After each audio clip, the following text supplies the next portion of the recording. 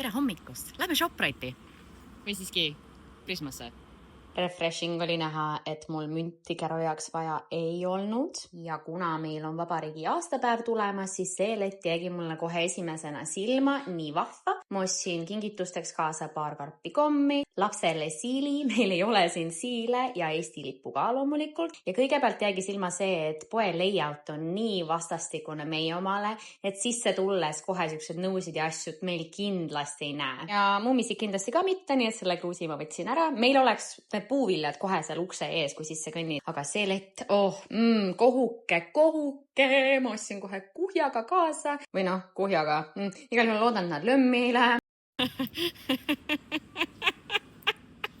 Muidu Salvest võttis muga ühendust, et tahaks mulle ka pakki saata, aga ma jõudsin neist ette ja hernesuppi osta ja siis ma mõtlesin, et neid Domino uusi küpsiseid kindlasti, mis te soovitasite, natukene leiba ja seda Forte juustu kindlasti. Valge klaar oli nagu Maigi must have. Läks tahtnud selle mulliga ka ära proovida, aga selle asemel ma sain ühe Heavenly kaasa ja need kartulikrõpsud ja need ka, tegelikult ma võtsin ainult ühe paki neist, sest et ma teadsin, et ta ei mahu mulle rohkem. Vaikselt vaatan, et vaevu hakkavad asjad mahtuma sinna ja kokku läks 96.07. See mul hakkas poes sees nii paha.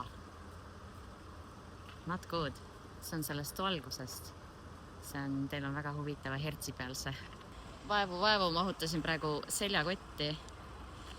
Ja see seljakoti maht ongi, mis mul praegu kohvris alles on.